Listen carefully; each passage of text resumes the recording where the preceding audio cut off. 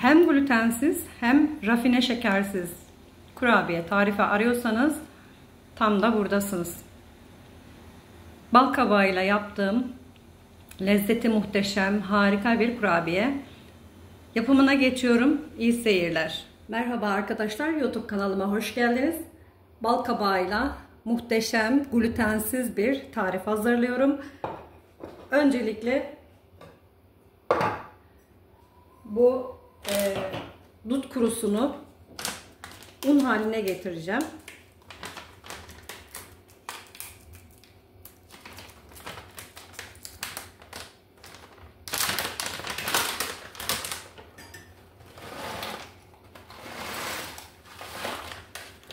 Bir kaşık dut kurusu tozu olacak şekilde dut kurusunu göz kararı koydum.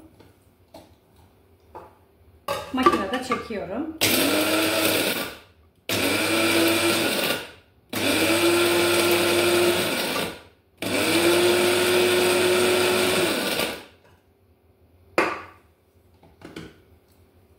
Dut kurusunu bu şekilde makineden geçirdim.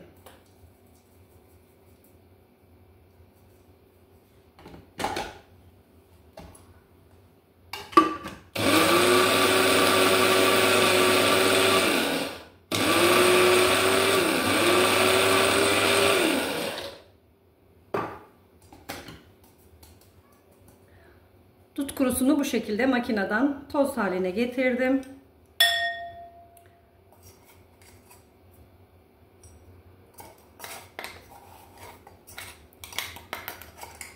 Şöyle 2 yemek kaşığı dut kurusunu toz halini kaseye alıyorum. Burada şöyle ölçebilirim. Tepeleme 1 2 3 4 5 yemek kaşığı kabağı rendeledim. Şu anda kuru bir halde. Pişirmedim, çiğden koyuyorum arkadaşlar. Şöyle bir tereyağım var. Tereyağı 1 yemek kaşığı dolusu. Oda sıcaklığında yumuşak bir tereyağı. 1 bardak kefir.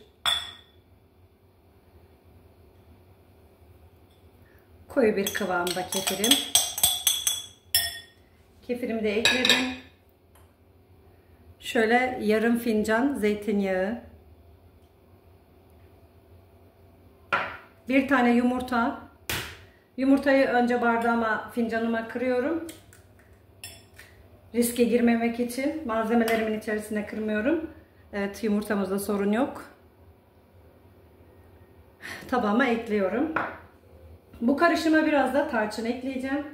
Tarçını da şöyle parmak uçlarınızla şöyle az bir şey ekleyelim. Bu arada bir kaşık da, tepeli bir kaşık da keçi boynuzu tozu ekliyorum. Bu da glutensiz. Bu tarifimdeki her şey glutensiz. Kara buğday unum var. 2 çeşit kara buğday ununu karıştırıp kullanıyorum böyle. Birisi çiğ kara buğday, birisi de kavrulmuş kara buğday, ekmeklik kara buğday diye geçiyor. Ben şöyle alttan çiğ kara buğdayımdan tepeli 2 yemek kaşığı da ekledim unumu. Bu şekilde karıştırıyorum. Bu karışımın içerisine biraz da pisilyum ekleyeceğim arkadaşlar. Pisilyumda yine karnıyarık otu tozu. Glutensiz beslenenler bunu biliyorlar. Şöyle 1 tatlı kaşığı kadar da karnıyarık otu tozu ekliyorum. Bunu eklemenize de gerek olmayabilir. 2 tane yumurta kırarsınız. Bu tutucu olarak biraz da lifli olduğu için ekliyorum onu. Ben 1 kaşık un daha ekleyeceğim. 3 kaşığa tamamlıyorum.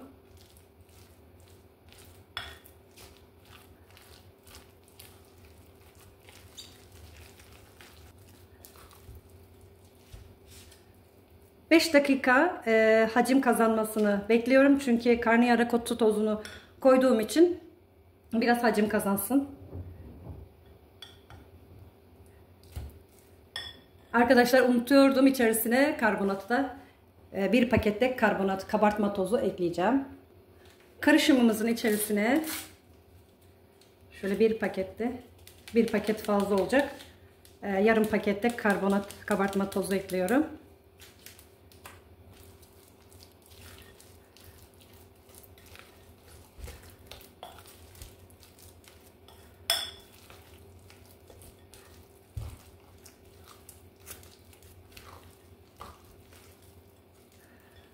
Bu karışıma isterseniz çikolata, isterseniz de ceviz ekleyebilirsiniz.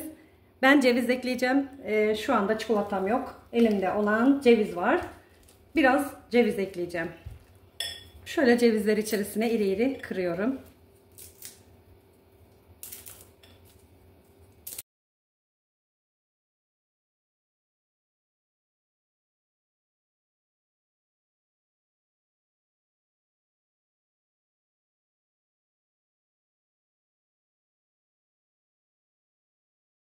...180 derece ısıttığım fanlı fırına gönderiyorum. Eğer ki fırınız fanlı olursa kuruyarak pişer, çok daha güzel olur.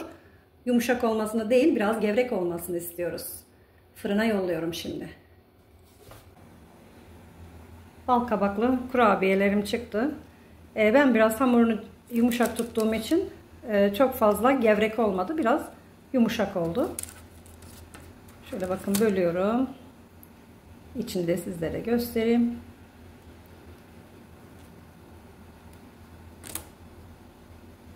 Böyle. İçini çekti. İçi ıslak değil. Ama normal kurabiye gibi de kıyır kıyır değil.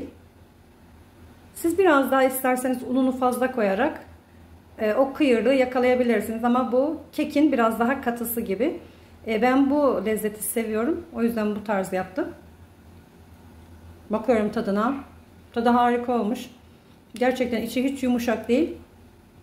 O yüzden çok zevkle yeniyor. Yapan arkadaşlarıma afiyet olsun diyorum.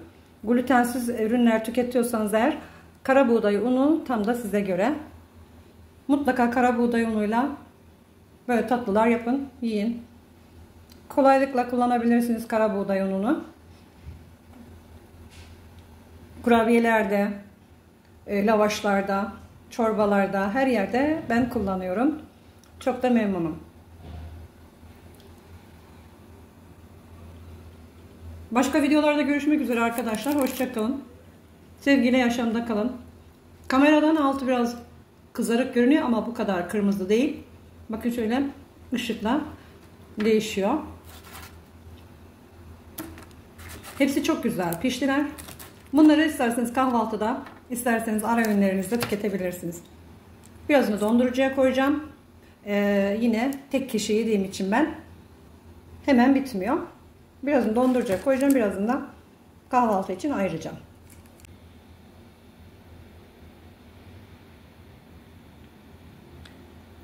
Çayın yanına çok yakışacak bir kurabiye yaptım. Hem glutensiz hem rafine şekersiz harika bir kurabiye oldu arkadaşlar. Kek kıvamında değil ama yumuşacık, muhteşem bir kurabiye.